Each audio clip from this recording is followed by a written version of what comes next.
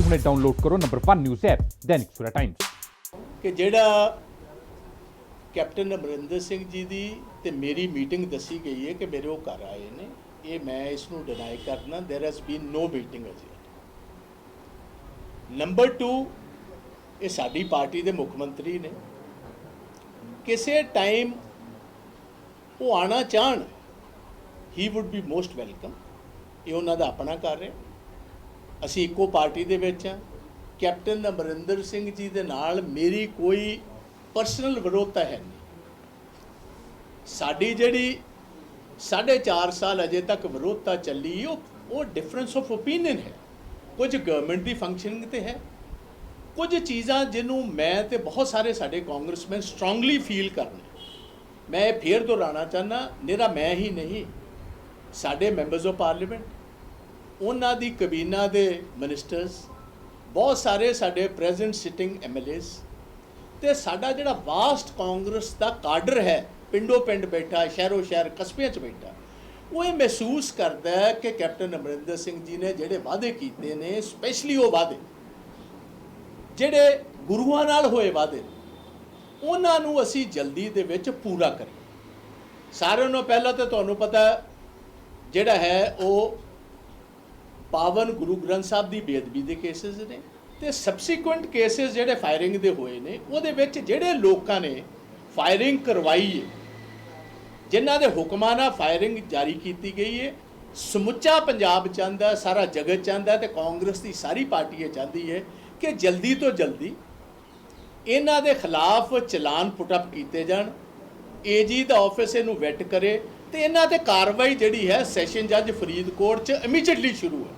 ਸਾਡੀ ਮੰਗ ਹੈ ਕਿ ਮਹੀਨੇ ਦੇ ਵਿੱਚ ਕੰਪਲੀਟ ਕੀਤਾ ਜਾਏ। 45 ਦਿਨ ਅੱਗੇ ਦਿੱਤੇ ਸੀ, 15 ਕੁ ਦਿਨ ਹੋ ਚੁੱਕੇ ਨੇ, ਮਹੀਨੇ ਤੱਕ ਟਾਈਮ ਰਹਿੰਦਾ। ਪਹਿਲਾ ਹੈ। ਦੂਜਾ ਇਹ ਹੈ ਕਿ ਆਨਰੇਬਲ ਹਾਈ ਕੋਰਟ ਦੇ ਵਿੱਚ ਜਿਹੜੇ 2 ਲਿਫਾਫੇ ਪਏ ਨੇ, ਜਿਹਦੇ ਵਿੱਚ ਕੁਝ ਪੋਲੀਟੀਸ਼ੀਅਨਾਂ ਦੇ ਨਾਂ ਨੇ, ਕੁਝ ਪੁਲਿਸ ਅਫਸਰਾਂ ਦੇ ਨਾਂ ਨੇ, ਕੁਝ ਇੰਟਰਨੈਸ਼ਨਲ ਸਮਗਲਰਾਂ ਦੇ ਨਾਂ ਨੇ, ਕੁਝ ਹਿੰਦੁਸਤਾਨ ਤੇ ਪੰਜਾਬ ਦੇ ਵਿੱਚ ਰਹਿਣ ਵਾਲੇ ਤਸਕਰੀ ਕਰਨ ਵਾਲੇ ਲੋਕਾਂ ਦੇ ਨਾਂ ਨੇ। ਉਹ ਲਿਫਾਫੇ ਜਿਹੜੇ ਨੇ ਐਡਵੋਕੇਟ ਜਨਰਲ ਨੂੰ ਆਦੇਸ਼ ਦਿੱਤੇ ਜਾਣ, ਹਾਈ ਕੋਰਟ ਦੇ ਵਿੱਚ ਪੇਸ਼ ਹੋਏ ਤਾਂ ਲਿਫਾਫੇ ਖੋਲੇ ਜਾਣ ਤੇ ਉਹਨਾਂ ਦੀ ਸਾਰਿਆਂ ਨੂੰ ਪਹਿਲੇ ਤੇ ਸਮੁੱਚੇ ਪੰਜਾਬ ਨੂੰ ਪਤਾ ਲੱਗੇ ਕਿ ਕੌਣ ਉਹ ਬੰਦੇ ਨੇ ਜਿਨ੍ਹਾਂ ਨੇ ਇੱਕ ਪੀੜ੍ਹੀ ਸਾਡੀ ਪੰਜਾਬ 'ਚ ਤਬਾਹ ਕਰ ਦਿੱਤੀ। ਇਹ 2 ਚੀਜ਼ਾਂ ਸਾਡੀਆਂ ਮੁੱਖ ਮੰਗਾਂ ਨੇ, ਅੱਜ ਵੀ ਨੇ, ਕੱਲ੍ਹ ਵੀ ਸਨ ਤੇ ਹਮੇਸ਼ਾ ਹੀ ਰਹਿਣਗੀਆਂ ਕਿ ਜਲਦੀ ਤੋਂ ਜਲਦੀ ਇਹ ਕੰਮ ਕੀਤਾ। ਉਸ ਤੋਂ ਬਾਅਦ ਜਿਹੜੇ ਸਾਡੇ ਇਲੈਕਸ਼ਨ ਪ੍ਰੋਮਿਸਿਸ, ਦੇਖੋ ਮੈਂ ਅੱਜ ਵੀ ਉਹਨਾਂ ਨੂੰ ਕਹਿਣਾ ਚਾਹਾਂਗਾ ਕਿ ਸਾਡੇ ਜਿਹੜੇ ਅੱਜ ਬੇਰੁਜ਼ਗਾਰ, ਮੈਂ ਸੁਣਿਆ ਹੈ ਇਹਦੇ ਵਿੱਚ ਕਿ ਮਿਊਨਿਸਪੈਲਿਟੀਆਂ 'ਚ ਕੰਮ ਕਰਨ ਵਾਲੇ ਬਹੁਤ ਸਾਰੇ ਸਾਡੇ ਸਫਾਈ ਜਿਹੜੇ ਸੇਵਕ ਨੇ, ਉਹਨਾਂ ਨੂੰ ਮਨਜ਼ੂਰੀ ਦਿੱਤੀ ਜਾ ਰਹੀ, ਬਹੁਤ ਅੱਛਾ ਕੰਮ ਹੈ। ਮੈਂ ਅਪੀਲ ਕਰਾਂਗਾ ਵਿਸ਼ੇਸ਼ ਤੌਰ ਕੈਪਟਨ ਅਮਰਿੰਦਰ ਸਿੰਘ ਜੀ ਨੂੰ, ਸਾਡੇ ਬੇਰੁਜ਼ਗਾਰ ਟੀਚਰਸ ਨੇ, ਸਾਡੇ ਬੇਰੁਜ਼ਗਾਰ ਉਹ ਬੱਚੇ ਨੇ ਜਿਹੜੇ ਪਿਛਲੇ 8-8 10-10 ਸਾਲ ਤੇ ਕੰਟਰੈਕਟ ਲੇਬਰ ਵਿੱਚ। ਤੁਸੀਂ ਵਾਅਦਾ ਕੀਤਾ ਹੈ ਕਿ ਇਸ ਸਾਲ 'ਚ ਮੈਂ 1 ਲੱਖ ਜੌਬ ਕੱਢਾਂਗਾ। ਮੇਰੀ ਪਹਿਲੀ ਗੁਜ਼ਾਰਿਸ਼ ਹੈ ਕਿ ਜਿਹੜਾ ਉਹ 15-20 ਹਜ਼ਾਰ ਨੌਜਵਾਨ ਬੱਚਾ ਪਿਛਲੇ 8-7 ਸਾਲ ਦਾ ਬੇਰੁਜ਼ਗਾਰ ਹੈ, ਕੰਟਰੈਕਟ ਉਹਦੇ ਤੇ ਕੰਮ ਕਰ ਰਿਹਾ, ਸਾਰਿਆਂ ਨੂੰ ਪਹਿਲੇ ਉਹਨਾਂ ਨੂੰ ਅਸੀਂ ਮੌਕਾ ਦਈਏ ਸੋ ਦੈਟ ਉਹਨਾਂ ਨੂੰ ਤਜਰਬਾ ਵੀ ਹੋ ਚੁੱਕੇ। ਤੋ ਇਹ ਸਾਰੀਆਂ ਚੀਜ਼ਾਂ ਇਹਦੇ ਵਿੱਚ ਨੇ। ਸਾਡੇ ਦਲਿਤ ਵੀਰਾਂ ਦੇ ਜਿਹੜੇ ਸਪੈਸ਼ਲੀ ਆ ਜਿਹੜੇ ਪਿਛਲੇ ਦਿਨਾਂ ਦੇ ਵਿੱਚ ਸਕੂਲਸ ਦੇ ਕਾਲਜਸ ਦੇ ਜਿਹੜੇ ਵਜ਼ੀਫਿਆਂ ਦਾ ਕੰਮ, ਉਹ ਬਕਾਇਦਾ ਤੌਰ ਉਹਨੂੰ ਐਡਰੈਸ ਕੀਤਾ ਜਾਏ। ਸਾਡਾ ਦਲਿਤ ਵਰਗ, ਸਾਡੀਆਂ ਪਛੜੀਆਂ ਸ਼੍ਰੇਣੀਆਂ ਤੇ ਸਾਡੀ ਸਮੁੱਚੀ ਲੀਡਰਸ਼ਿਪ ਇਹਦੇ ਵਾਸਤੇ ਬਹੁਤ ਉਤਾਵਲੀ ਹੈ ਕਿ ਇਹ ਸੈਕਸ਼ਨ ਜਿਹੜਾ ਸਾਡੀ ਰੀੜ੍ਹ ਦੀ ਹੱਡੀ ਹੈ ਕਾਂਗਰਸ ਦਾ, ਇਹਨਾਂ ਦਾ ਕੰਮ ਕੀਤਾ ਜਾਏ। ਇਹਨਾਂ ਦਾ ਜਲਦੀ ਤੋਂ ਜਲਦੀ ਇਹ ਸਾਰੇ ਕੰਮ ਹੋਣੇ ਚਾਹੀਦੇ ਨੇ ਤੇ ਕਿਸਾਨਾਂ ਦੇ ਨਾਲ ਵੀ ਜੁੜੇ ਹੋਏ ਕੋਈ ਇਹੋ ਜਿਹੀ ਸਟ੍ਰੈਟਜੀਜ਼ ਲਿਆਈਏ, ਇਹੋ ਜਿਹੀ ਪਾਲਿਸੀਜ਼ ਲਿਆਈਏ ਕਿ ਆਂਦੇ ਪੰਜਾਬ ਦੇ ਵਿੱਚ ਨਵੀਂ ਡਿਵਰਸੀਫਿਕੇਸ਼ਨ ਜਿਹੜੀ ਦੂਜੀ ਹਰੀ ਕ੍ਰਾਂਤੀ, ਉਹਨੂੰ ਅਸੀਂ ਕੀ ਤੌਰ ਤਰੀਕਾ ਦੇਣਾ, ਇਹਨਾਂ ਦਿਨਾਂ ਦੇ ਵਿੱਚ ਲੋਕਾਂ ਦੇ ਸਾਹਮਣੇ ਲੈ ਕੇ ਆਉਣਾ ਚਾਹੀਦਾ। ਤੇ ਕਿਸਾਨਾਂ ਵਾਸਤੇ ਵੀ ਮੈਂ ਅੱਜ ਮੰਗ ਕਰੂੰਗਾ ਕੈਪਟਨ ਅਮਰਿੰਦਰ ਸਿੰਘ ਜੀ ਨੂੰ, ਤੁਸੀਂ ਪਹਿਲ ਕਦਮੀ ਕਰੋ। ਸਾਰੇ ਮੈਂਬਰਸ ਆਫ ਪਾਰਲੀਮੈਂਟ ਪੰਜਾਬ ਦੇ ਤੁਹਾਡੇ ਨਾਲ ਜਾਂਦੇ ਨੇ, ਸਾਰੀ ਮਿਨਿਸਟਰੀ ਜਾਂਦੀ ਹੈ, ਆਓ ਬੈਠੀਏ ਨਰਿੰਦਰ ਮੋਦੀ ਜੀ ਦੇ ਉੱਥੇ ਸਾਹਮਣੇ ਜਾ ਕੇ, ਭਾਵੇਂ ਦਫ਼ਤਰ ਧਰਨਾ ਦੇਣਾ ਪਏ, ਭਾਵੇਂ ਉਹਨਾਂ ਦੇ ਘਰ ਦੇ ਬਾਹਰ ਦੇਣਾ ਪਏ, ਜਿਸ ਤਰ੍ਹਾਂ ਅੱਗੇ ਵੀ ਅਸੀਂ ਵਾਜਪਾਈ ਸਾਹਿਬ ਦੇ ਵੇਲੇ ਇੱਕ ਵਾਰ ਗਏ ਸੀ। ਆਓ ਚੱਲੀਏ। ਪੰਜਾਬ ਦੇ ਕਿਸਾਨ 8-8 7-7 ਮਹੀਨਿਆਂ ਦੇ ਬਾਰਡਰਾਂ ਤੇ ਬੈਠੇ ਨੇ, ਆਪਣੇ ਬੱਚਿਆਂ ਨਾਲ ਬੈਠੇ ਨੇ। ਅਸੀਂ ਤਗੜੇ ਹੋ ਕੇ ਉਹਨਾਂ ਦੀ ਪਿੱਠ ਪਿੱਛੇ ਹੋ ਕੇ ਖਲੋਈਏ।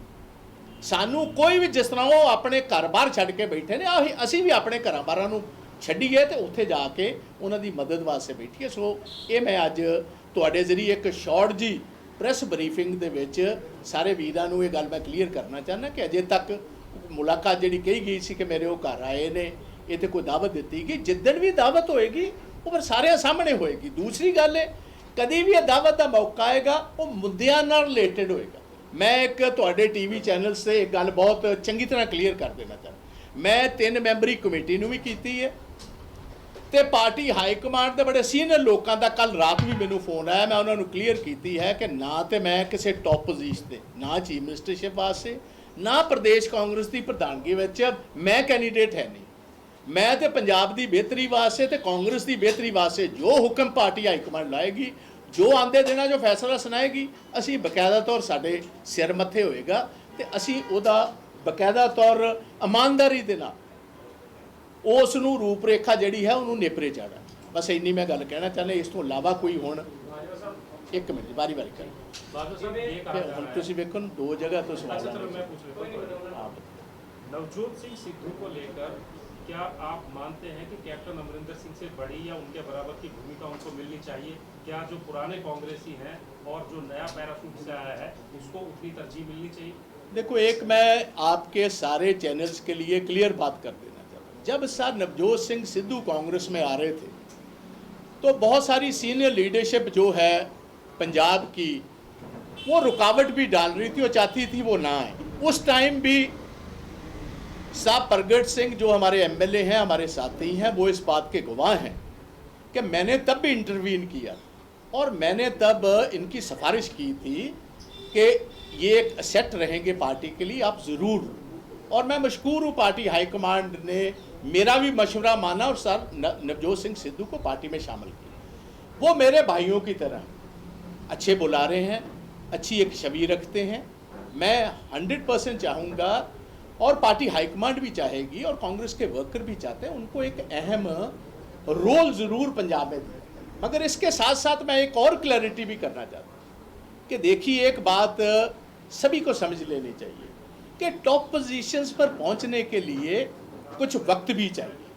आप पार्टी में आए हो, कुछ टाइम दीजिए और जो भी रोल पार्टी देती आप उस पार्टी को माथे पर समझो, सर माथे पे लेकर उसको निभाएं, सारे इकट्ठे होकर चलें। ये तो आप देखिए कि मैं समझता हूँ कि पार्टी पर हम सारी बात छोड़ें, क्योंकि ये सारी बात 3 मेंबर कमेटी के साथ दूध का दूध और पानी का पानी हो चुका है, क्लैरिटी हो चुकी है क्या वो चाहते हैं। ये मैं बिल्कुल नहीं कहता कि उनको रोल ना दिया जाए, मैं कहता हूँ ज़रूर रोल दिया जाए। मगर जो लॉन्ग टर्म जो लॉयलिस्ट हैं पार्टी के, जिनको 40-45 साल हुए हैं, और विशेष तौर वो लोग जो टकसाली कांग्रेसी, देखो 3 इंग्रेडिएंट्स मैं बहुत दफ़ा अपनी इंटरव्यूज़ में कह चुका हूँ। किसी भी ऑर्गेनाइजेशन को लीड करने के लिए, वो पैरामिलिट्री फोर्सेस हों या आर्म्ड फोर्सेस हों, कोई सियासी दल हो, 3 इंग्रेडिएंट ज़रूरी है। नंबर 1 होता है लॉयल्टी, नंबर 2 होती है सीनियरिटी, नंबर 3 है कैपेबिलिटी। ये तीनों चीज़ जिसमें है उनको मौका दीजिए और इकट्ठे होकर सभी को चलना होगा। कोई कर्नल ओवरनाइट जनरल नहीं बन सकता, आप इतनी बात समझे। बहुत काबिल कोई कर्नल भी होगा, उसको जनरल बनने के लिए कुछ वक्त का इंतज़ार करना होगा। तो इसलिए मैं ये बात कहूँगा, सभी को ये बात हमने पार्टी हाईकमांड पर छोड़ी है। जो उनका फैसला होगा हम आगे भी मानते हैं, अब भी मानेंगे। और मैंने अपनी क्लैरिटी दे दी है, बिल्कुल इस बात साफ तौर पर मैंने ऊपर भी कह दी, मैं किसी पोस्ट के लिए कैंडिडेट नहीं हूँ। जिसको भी आप बनाओगे, जो भी पोजीशन दोगे, हाँ ये मैं ज़रूर, मैंने ऊपर भी बात कही है कि सारे सेक्शंस, इधर हमारे दलित भाई हैं, हमारी बैकवर्ड क्लासेस हैं, हमारे हिंदू भी भाई हैं, हमारा सिख भाईचारा है, उनमें बैकवर्ड क्लासेस हैं, हमारी शेड्यूल कास्ट है, वो सभी को एक प्रोपोर्शनल रिप्रेजेंटेशन पंजाब में देनी बहुत ज़रूरी है। तो इसका ध्यान आप कीजिए। आप फाइनल जो भी इन्होंने चेंजेस करनी पार्टी हाईकमांड लेकर आएगी, वो फेरबदल पार्टी में होगा या कैबिनेट में होगा, ये फैसला तो उन्होंने करना। मगर मेरा ये कहना है कि आप सभी को रोल दीजिए, मगर उसमें सीनियरिटी, कैपेबिलिटी और लॉयल्टी, ये 3 चीज़ें मद्देनज़र ज़रूर रखकर चलिए। अभी लाली मजीठिया को चेयरमैन बनाया गया है, एक सेकंड, लाली मजीठिया को चेयरमैन बनाया गया, वहाँ पर सांसद भी आए, सारे मंत्री मौजूद हैं अभी, और उन्होंने बड़ी खुशी जाहिर की है कि अगर बाजवा साहब की कैप्टन साहब से मुलाकात हुई है तो इससे अच्छा कुछ हो नहीं सकता और पार्टी में अब नहीं जान आएगी। तो इसको आप किस तरीके से देखते हैं? देखो, ये सारे ही कांग्रेस के वेल विशर्स जो हैं, उसमें पार्टी कार्डर से लेकर ऊपर तक ये चाहते हैं कि इम्पोर्टेंट जितने लोग हैं इनके सिर जुड़े। हम सिर जोड़ने के लिए तैयार हैं। मगर एक बात मैं फिर क्लियर कर दूं कि कुछ चीज़ें ऐसी हैं वो कृपा कर कर आप ठीक कीजिए। कुछ गवर्नमेंट में भी मैं कैप्टन साहब को कहना चाहता हूँ, और कुछ ऑफिसर ऐसे हैं उनको मैं खुद डायरेक्टली भी हाथ जोड़कर गुजारिश करना चाहता हूँ। 4.5 साल आपने लगा लिए भाई, अगर आपसे काम ठीक नहीं हो रहा कृपा कीजिए, इसमें कांग्रेस की और गवर्नमेंट की जो पोजीशन है उसको ख़राब मत कीजिए, खुद ही छुट्टी ले लीजिए। कुछ ऐसे हैं जो मैं समझता हूँ कॉन्स्टिट्यूशनल पोस्टों के ऊपर ही बैठे हुए हैं, तो आज टाइम है, आप छोड़ दीजिए। 4.5 साल आपने राज कर लिया, 6 महीने रह गए हैं। गवर्नमेंट की जो एक लोगों में छवि है उसको ठीक करने के लिए ज़रूरत है। ऐसे पुलिस में है, ऐसे ही एडवोकेट जनरल का ऑफिस है, उनकी बीवी ने कल इस्तीफ़ा दे दिया। ये अच्छा ना होता अगर वो खुद ही दे देते, ये इससे भी और खुशी की बात होती लोगों के लिए, क्योंकि इन दिनों में अगले 6 महीने में जो बहुत सारे इंपॉर्टेंट केसेस हैं वो कचहरी में, जैसे अब ये कोटकपूरा बैबल कलां की ये जो केस है इसकी वेटिंग एजी ऑफिस ने करनी, तो it would have been much proper कि अगर उनकी बीवी की जगह वो चले जाते तो आज लोग ये समझते कि ये अच्छे, अगर वो वेल विशेस हैं कैप्टन अमरिंदर सिंह जी के, या अगर वो वेल विशेस हैं मौजूदा सरकार के, उनको खुद ही ऐसे जो इरिटेंट्स हैं मिनिस्टर्स के, देखिए कुछ हमारे साथी मिनिस्टर्स हैं, वो कुछ आदमियों के साथ उनको कुछ अगर कोई तकलीफ है तो उस आदमी को खुद ही समझने की आज ज़रूरत है कि भाई अगर कोई इरिटेंट्स हैं, गवर्नमेंट को और पार्टी को अच्छे ढंग से चलने दिया जाए, छवि इसके सुधारण में खुद भी वो रोल करे, तो मैं इतनी बात करूँ।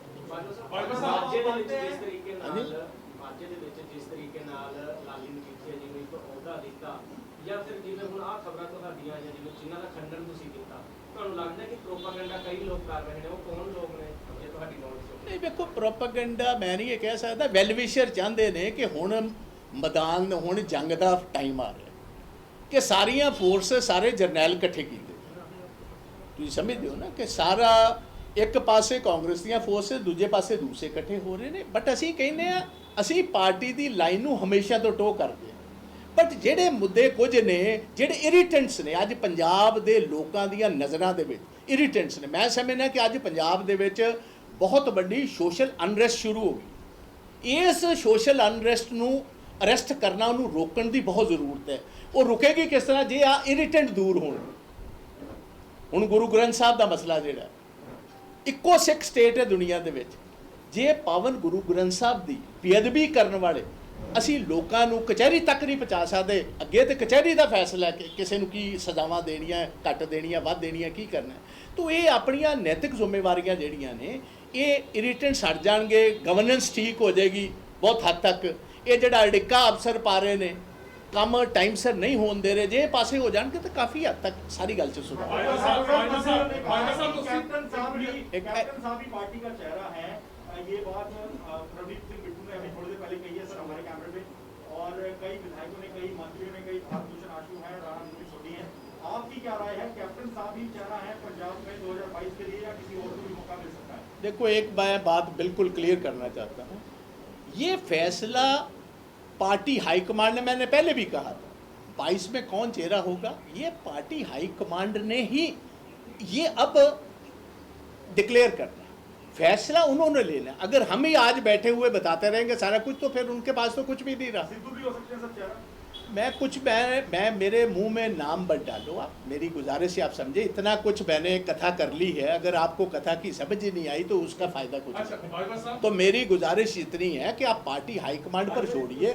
3 मेंबर कमेटी को हमने सारा निचोड़ निकाल दिया है, और उस निचोड़ का जो फैसला पार्टी हाईकमांड करेगी भाई, हम उसको मानने के लिए। बाजा साहब 3 मैंबरी कमेटी ਦੀ ਬਾਬਾ ਸਾਹਿਬ ਤੁਸੀਂ 3 ਮੈਂਬਰੀ ਕਮੇਟੀ ਦੇ ਕੋਲ ਜਾਣ ਤੋਂ ਪਹਿਲਾਂ ਗੱਲ ਕਹੀ ਸੀ ਕਿ ਮੈਂ 45 ਦਿਨਾਂ ਦਾ ਅਲਟੀਮੇਟਮ ਦਿੱਤਾ ਹੈਗਾ, ਤਾਂ ਕੀ ਉਹ ਅਲਟੀਮੇਟਮ ਅਜੇ ਨਹੀਂ ਹੈਗਾ? 110% ਹੈ, 1 ਮਹੀਨਾ ਰਹਿ ਗਿਆ ਉਸ ਅਲਟੀਮੇਟਮ। ਉਸ ਅਲਟੀਮੇਟਮ 'ਚ 1 ਮਹੀਨਾ ਉਹ ਇਹ ਗੁਰੂ ਨਾਲ ਕੀਤੇ ਹੋਏ ਵਾਅਦੇ ਆ, ਹੋਰ ਬਾਕੀਆਂ ਗੱਲਾਂ ਦਾ ਨਹੀਂ, ਗੁਰੂ ਦੇ ਕੀਤੇ ਨਾ ਵਾਅਦੇ ਆ। ਤਾਂ ਇਸ ਗੱਲ ਕਾਰਨ ਮੈਨੂੰ ਪੂਰਨ ਆਸ ਹੈ ਕਿ ਉਹ ਚੀਜ਼ ਜਿਹੜੀ ਅਸੀਂ ਸਾਹਮਣੇ ਲਿਆਂਦੀ ਹੈ ਉਹ ਨੇਪਰੇ ਵੀ ਚੜੇ। ਸਾਨੂੰ ਇਸ ਗੱਲ ਦਾ ਆਸ ਹੈ ਤੇ ਤਾਂ ਹੀ ਇਹ ਵੇਖੋ ਸਾਰੇ ਕਾਡਰ ਦਾ ਵੀ ਇਹ ਪ੍ਰੈਸ਼ਰ, ਪਾਰਟੀ ਦਾ ਵੀ ਪ੍ਰੈਸ਼ਰ ਕਿ ਜਲਦੀ ਤੋਂ ਜਲਦੀ ਇਹ ਕੰਮ ਅਸੀਂ ਕਰੀਏ, ਅਸੀਂ ਲੋਕਾਂ ਜਾਣ ਜੋਗੇ ਤੇ ਹੋ ਸਕੀਏ। ਕੈਪਟਨ ਅਮਰਿੰਦਰ ਸਿੰਘ ਤੇ ਬਾਜਵਾ ਇੱਕੋ ਫਰੇਮ ਦੇ ਵਿੱਚ ਆ ਸਕਦੇ ਨੇ? ਪਾਰਟੀ ਹਾਈ ਕਮਾਂਡ ਦੇ ਹੁਕਮਾਂ ਦੇ ਜਦੋਂ ਜੋ ਪਾਰਟੀ ਹਾਈ ਕਮਾਂਡ ਦਾ ਹੁਕਮ ਆਏਗਾ ਉਹਦੇ ਵਿੱਚ ਸਾਰਿਆਂ ਨੂੰ ਇੱਕੋ ਫਰੇਮ 'ਚ ਆਉਣਾ ਹੀ ਪਏਗਾ। ਹੁਣ ਉਹ ਵੇਖੋ ਕਿ ਫਰੇਮ 'ਚ ਆਉਂਦਾ ਕੌਣ ਕੌਣ, ਕਿਹੜਾ ਫਰੇਮ ਤੋਂ ਬਾਹਰ ਰਹਿ ਜਾਂਦਾ, ਕਿਹੜਾ ਫਰੇਮ ਦੇ ਵਿੱਚ ਆ ਜਾਂਦਾ, ਇਹ ਫੈਸਲਾ ਤਾਂ ਉੱਤੋਂ ਆਉਣਾ ਹੈ। ਦਿਲ ਦੀ ਇੱਛਾ ਕੀ ਹੈ? ਨਹੀਂ, ਮੇਰੇ ਦਿਲ ਦੀ ਇੱਛਾ ਇਹ ਹੈ ਕਿ ਵੇਖੋ ਮੇਰੇ ਦਿਲ ਦੀ ਇੱਛਾ ਹੈ ਕਿ ਕਾਂਗਰਸ ਫੇਰ ਜਿੱਤ ਕੇ ਆਣੀ ਚਾਹੀਦੀ ਹੈ। ਜਿਹੜੇ ਕੀਤੇ ਹੋਏ ਲੋਕਾਂ ਨੇ ਵਾਅਦੇ ਉਹ ਨਿਭਾਉਣੇ ਪੈਣਗੇ। ਆਪਣੇ ਕਾਡਰ ਨੂੰ ਇੱਜ਼ਤ ਦੇਣਾ, ਮਾਨ ਦੇਣਾ ਇਹ ਬਹੁਤ ਜ਼ਰੂਰੀ। ਵੇਖੋ ਲਾਲੀ ਮਜੀਠੀਆ ਜੀ ਦੀ ਜਿਹੜੀ ਇਹਨਾਂ ਨੂੰ ਪੋਜੀਸ਼ਨਿੰਗ ਅੱਜ 4.5 ਸਾਲ ਬਾਅਦ ਦਿੱਤੀ ਗਈ, ਲੇਟ ਆਈ ਪਰ ਦਰੁਸਤ ਆਈ। ਲਾਲੀ ਮਜੀਠੀਆ ਇੱਕ ਸਿੰਬਲ ਸੀ of a fight against Akali Dal's operation of 10 years. ਜੇ ਅਸੀਂ ਅੱਜ ਉਹਨੂੰ 4.5 ਸਾਲ ਬਾਅਦ ਦਿੱਤਾ ਹੈ, ਆਣਾ ਪਹਿਲੇ ਚਾਹੀਦਾ ਸੀ ਪਰ ਲੇਟ ਆਇਆ। ਮੈਂ ਸਮਝਦਾ ਇਸ ਟਾਈਮ ਕਾਂਗਰਸ ਦਫ਼ਤਰ ਦੇ ਤੇ ਸੀਐਮ ਸਾਹਿਬ ਦੇ ਘਰ ਦੇ ਦਰਵਾਜ਼ੇ ਕਾਂਗਰਸ ਦੇ ਕਾਡਰਸ ਤੇ ਲੋਕਾਂ ਵਾਸਤੇ ਬਿਲਕੁਲ ਖੁੱਲੇ ਹੋਣੇ ਚਾਹੀਦੇ। ਐਨੀਬਡੀ ਕੈਨ ਵਾਕ ਇਨ, ਕੋਈ ਸਪੈਸ਼ਲ ਆਦਮੀ ਨਹੀਂ, ਕੱਲਾ ਐਮਐਲਏ ਮਿਨਿਸਟਰ ਹੀ ਨਹੀਂ, ਸਾਰਾ ਕਾਡਰ ਕਿਸੇ ਟਾਈਮ ਮਿਲਣਾ ਚਾਹੀਏ। ਸਿਸਟਮ ਇਹੋ ਜਿਹਾ ਆਰਗੇਨਾਈਜ਼ ਕਰ ਦਿਓ ਜਿਸ ਸੀਐਮ ਸਾਹਿਬ ਉੱਥੇ ਅਵੇਲੇਬਲ ਨਹੀਂ, ਦੂਜੇ ਲੋਕ ਅਵੇਲੇਬਲ ਹੋਣ। ਇਹ ਲੋਕਾਂ ਦੇ ਦਿੱਤੇ ਹੋਏ ਘਰ ਨੇ, ਇਹ ਸਾਡੇ ਪੰਜਾਬ ਦੇ ਲੋਕਾਂ ਦੇ ਵੋਟਰਸ ਦੇ ਦਿੱਤੇ ਹੋਈਆਂ ਇਹ ਸਾਰੀਆਂ ਰਿਸਪੌਂਸਿਬਿਲਿਟੀਜ਼ ਨੇ, ਇਹ ਕਿਸੇ ਦਾ ਪ੍ਰਾਈਵੇਟ ਘਰ ਹੈ। ਤੋ ਇਸ ਗੱਲ ਕਰ ਮੇਰੇ ਮਨ ਦੀ ਇੱਛਾ ਤੇ ਉਹ ਇਸ ਤੋਂ ਬਾਅਦ ਜੋ ਤੁਹਾਨੂੰ ਮੈਂ ਦੱਸਿਆ ਜੋ ਪਾਰਟੀ ਡਿਸਾਈਡ ਕਰੇਗੀ ਵੀ ਆਰ ਵਿਦ ਦੈਟ, ਉਹ 5-4 ਦਿਨਾਂ 'ਚ ਫੈਸਲੇ ਆ ਹੀ ਜਾਣ। ਬਾਦਲ ਸਾਹਿਬ ਇੱਦਾਂ ਲੱਗਦਾ ਜਿੱਦਾਂ ਜਿਹੜਾ ਪੁਰਾਣੇ ਕਾਂਗਰਸ ਦੇ ਮੈਨ ਨੇ ਪੰਜਾਬ ਦੇ ਵਿੱਚ ਉਹ ਸਾਰੇ ਇੱਕ ਨੇ, ਯੂਨੈਨਿਮਸ ਨੇ ਇਸ ਚੀਜ਼ ਨੂੰ ਲੈ ਕੇ ਕਿ ਨਵਜੋਤ ਸਿੰਘ ਸਿੱਧੂ ਉਹ ਹੀ should not be at the helm of party. ਤੁਸੀਂ ਵੀ ਇਹ ਗੱਲ ਕਰ ਰਹੇ ਹੋ ਰਵਨੀਤ ਸਿੰਘ ਬਿੱਟੂ ਨਹੀਂ, ਤੁਸੀਂ ਵੇਖੋ, ਤੁਸੀਂ ਮੇਰੇ ਮੂੰਹ ਸ਼ਬਦ ਨਾ ਪਾਓ। ਮੈਂ ਕਿਤੇ ਨਹੀਂ ਕਿਹਾ ਨਵਜੋਤ ਸਿੰਘ ਸਿੱਧੂ ਨੂੰ ਕੋਈ ਰੋਲ ਨਾ ਦਿਓ। ਤੁਸੀਂ ਇਹ ਹੁਣ ਰਵਨੀਤ ਸਿੰਘ ਬਿੱਟੂ ਕੀ ਕਹਿੰਦੇ ਨੇ ਉਹ ਬਿੱਟੂ ਜੀ ਨੂੰ ਪੁੱਛੋ। ਪ੍ਰਤਾਪ ਸਿੰਘ ਬਾਜਵਾ ਦਾ ਇਹ ਕਹਿਣਾ ਸਾਰੇ ਇੱਕ ਗੁਲਦਸਤੇ 'ਚ ਲੈ ਕੇ ਆਓ, ਬਟ ਉਹ ਗੁਲਦਸਤਿਆਂ ਦੇ ਵਿੱਚ ਇਹ ਵੇਖੋ ਕਿ ਪੁਰਾਣੇ ਫੁੱਲ ਕਿਹੜੇ ਨੇ। ਇਹ ਵੇਖੋ ਜਿਹੜੇ ਲਾਇਲ ਨੇ, ਜਿਨ੍ਹਾਂ ਨੇ ਆਪਣੇ ਪਰਿਵਾਰਾਂ ਦੀ ਹੂਤੀ ਦਿੱਤੀ ਹੈ ਔਖੀਆਂ ਘੜੀਆਂ ਦੇ ਵਿੱਚ, ਜਦੋਂ ਕੋਈ ਕਾਂਗਰਸ ਦਾ ਝੰਡਾ ਆਪਣੇ ਕੋਠੇ ਤੇ ਲਾਉਣ ਨੂੰ ਤਿਆਰ ਨਹੀਂ ਸੀ। ਕਿਹੜੇ ਉਹ ਲੋਕ ਨੇ ਜਿਹੜੇ ਪੰਜਾਬ ਦੀਆਂ ਗਲੀਆਂ ਤੇ ਪਿੰਡਾਂ ਦੇ ਵਿੱਚ ਝੰਡਾ ਲੈ ਕੇ ਚੱਲੇ ਨੇ, ਜਿਨ੍ਹਾਂ ਦੇ ਪਰਿਵਾਰ ਬਲੀਦਾਨ ਹੋਏ ਨੇ। ਇੱਥੇ ਅੱਧਾ ਤੋਂ ਦਰਜਨ ਨੂੰ ਵੱਧ 2200 ਆਦਮੀ ਕਾਂਗਰਸ ਦਾ ਵਰਕਰ ਤੋਂ ਲੈ ਕੇ ਉੱਤੋਂ ਤੱਕ ਜਿਨ੍ਹਾਂ ਦੇ ਪਰਿਵਾਰ ਸ਼ਹੀਦ ਹੋਏ। ਤਾਂ how can you ignore those families? Core issue ਉਹ ਹੈ, ਕੋਰ ਇਸ਼ੂ ਹੈ ਕਿ ਕਾਂਗਰਸ ਦੀ ਆਈਡੀਓਲੋਜੀ ਨਾਲ, ਕਾਂਗਰਸ ਦੀ ਨੀਤੀ ਨਾਲ ਬੱਝੇ ਲੋਕ ਕਿਹੜੇ ਨੇ, ਜਿਹੜੀ ਕਾਂਗਰਸ ਦੀ ਸੋਚ ਨਾਲ ਬੱਝੇ ਉਹਨਾਂ ਨੂੰ ਅੱਗੇ ਲੈ ਕੇ ਆਓ, ਉਹਦੇ ਚੋਂ ਕਿਸੇ ਨੂੰ ਲੈ ਆਓ। ਹਾਂ, ਉਹਦੇ ਦੋ ਚੀਜ਼ਾਂ ਪੱਕੀਆਂ ਵੇਖੋ, ਉਹਦੇ ਵਿੱਚ ਵੀ ਉਹਦੀ ਲਾਇਲਟੀ ਤੇ ਸੀਨੀਅਰਿਟੀ। ਹੁਣ ਇੱਕ 5 ਸਾਲ ਦਾ ਬੱਚਾ ਤੇ ਇੱਕ 50 ਸਾਲ ਦਾ ਹੈ, ਉਹ ਦੋਨਾਂ ਦੇ ਉਮਰ ਦਾ ਤੇ ਸੀਨੀਅਰਿਟੀ ਦਾ ਤੇ ਤਜਰਬੇ ਦਾ ਤੇ ਫਰਕ ਹੋਏਗਾ। ਬਾਈ ਸਾਹਿਬ ਇੱਕ ਲੰਬੀ ਦੇ ਵਿੱਚ ਵੀ ਪੋਸਟਰ ਲੱਗੇ ਹੈਗੇ ਨੇ, ਪੋਸਟਰ ਬਹੁਤ ਵੀ ਪੰਜਾਬ ਦੇ ਵਿੱਚ ਅਸੀਂ ਵੇਖੀ ਹੈ। ਤੁਹਾਡੇ ਪੋਸਟਰ ਲੱਗਣੇ ਸ਼ੁਰੂ ਹੋ ਗਏ, ਕੈਪਟਨ ਦੀ ਖੁੰਦਾ ਦਾ ਪੋਸਟਰ ਲੱਗੇ, ਨਵਜੋਤ ਸਿੰਘ ਸਿੱਧੂ ਦੇ ਲੱਗੇ, ਔਰ ਲੰਬੀ ਦੇ ਵਿੱਚ ਹੁਣ ਇਹ ਮੰਗ ਆ ਰਹੀ ਕਿ ਪ੍ਰਤਾਪ ਬਾਜਵਾ ਨੂੰ ਵੱਡੀ ਜ਼ਿੰਮੇਵਾਰੀ ਦਿੱਤੀ ਜਾਣੀ ਚਾਹੀਦੀ। ਇਹ ਜੇ ਕੋਈ ਵਰਕਰ ਆਪਣੇ ਆਪ ਕੋਈ ਮਨੋਂ ਚਾਹੁੰਦੇ ਹੋਣ ਤਾਂ ਉਹਦੇ 'ਚ ਗਲਤ ਕੀ ਹੈ ਜੀ? ਕੈਪਟਨ ਤੇ ਇੱਕ ਹੀ ਹੁੰਦਾ, ਬਟ ਟੀਮ ਦੇ ਵਿੱਚ 10 ਪਲੇਅਰ ਹੋਰ ਵੀ ਹੁੰਦੇ ਨੇ। ਇਹ ਤਾਂ ਕੋਈ ਦੋ ਰਾਏ ਨਹੀਂ ਹੈ। ਜੇ ਕਿਸੇ ਨੇ ਕੋਈ ਖੁਸ਼ੀ ਨਾਲ ਆਪਣੇ ਉਹ ਇੱਕ ਵਰਕਰਸ ਦੇ ਸੈਂਟੀਮੈਂਟਸ ਨੇ, ਜੇ ਕੋਈ ਲੰਬੀ 'ਚ ਲੱਗੇ, ਮਲੋੜ 'ਚ ਲੱਗੇ, ਜਾਂ ਕੋਟਕਪੂਰੇ ਲੱਗੇ, ਜਾਂ ਜੈਤੋ 'ਚ ਲੱਗੇ, ਜਾਂ ਫਰੀਦਕੋਟ 'ਚ ਲੱਗ ਰਹੇ ਨੇ, ਜਾਂ ਕਿਤੇ ਅੰਮ੍ਰਿਤਸਰ 'ਚ, ਵਾਟ ਇਜ਼ ਰੋਂਗ? ਕਿਸੇ ਨੇ ਕਿਸੇ ਨੂੰ ਕ੍ਰਿਟਿਸਾਈਜ਼ ਨਹੀਂ ਉਹਦੇ 'ਚ ਕੀਤਾ। ਇਹ ਤਾਂ ਵਰਕਰਾਂ ਦੀਆਂ ਆਪਣੇ ਸੈਂਟੀਮੈਂਟਸ ਨੇ। ਇਹ ਤੇ ਤੁਹਾਨੂੰ ਇਸ ਗੱਲ ਨੂੰ ਸਗੋਂ ਐਪਰੀਸ਼ੀਏਟ ਕਰਨਾ ਚਾਹੀਦਾ ਕਿ ਪਾਰਟੀ ਅਜੇ ਵੀ ਜਿਉਂਦੀ ਜਾਗਦੀ ਹੈ। ਕੋਈ ਤੁਹਾਡੀ ਫੋਟੋ ਲਾਉਣ ਨੂੰ ਤਿਆਰ ਹੈ, ਕੋਈ ਇਹੋ ਜਿਹਾ ਦਿਨ ਨਾ ਆ ਜਾਏ ਕੋਈ ਤੁਹਾਡੀ ਫੋਟੋ ਲਾਉਣ ਨੂੰ ਹੀ ਤਿਆਰ ਨਾ ਹੋਏ। ਅੱਜ ਘੱਟ ਤੋਂ ਘੱਟ ਪਾਰਟੀ ਦੇ ਵਿੱਚ ਹੈਲਦੀ ਕੰਪੀਟੀਸ਼ਨ ਡੈਮੋਕ੍ਰੇਸੀ 'ਚ ਹਮੇਸ਼ਾ ਚੰਗਾ ਹੁੰਦਾ, healthy democracy, and then it has to be discipline, it has to be channelized. By the end of the day party ਹੁਕਮ ਕਰੇਗੀ, ਸਾਰੇ ਇਕੱਠੇ ਹੋ ਗਏ। ਉਹਨਾਂ ਚਿਰ ਆਪਣੀ ਤੁਸੀਂ ਵੇਖਦੇ ਹੋ ਛਿੰਝਾਂ ਲੱਗਦੀਆਂ ਪਿੰਡਾਂ ਦੇ ਵਿੱਚ, ਸਾਰੇ ਭਲਵਾਨ ਜਾਂਦੇ ਨੇ, ਸਾਰੇ ਜ਼ੋਰ ਅਜ਼ਮਾਈ ਕਰਦੇ ਨੇ, ਬਟ ਉਹਦੇ 'ਚ ਹਿੰਦ ਕੇਸਰੀ ਦਾ ਜਾਂ ਜਿਹੜਾ ਉਹਦਾ ਮੇਨ ਗੁਰਜ ਹੁੰਦਾ ਉਹ ਇੱਕ ਅੱਧੇ ਨੂੰ ਹੀ ਮਿਲਦਾ ਹੁੰਦਾ ਜੀ।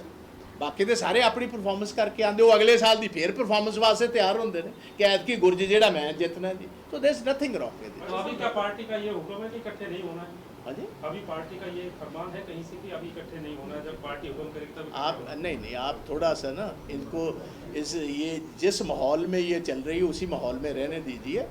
पार्टी हमेशा ही चाहती है सारे इकट्ठे हों, मगर एक कांग्रेस में बेहतरीन बात यह है इंटरनल डेमोक्रेसी की इजाज़त है।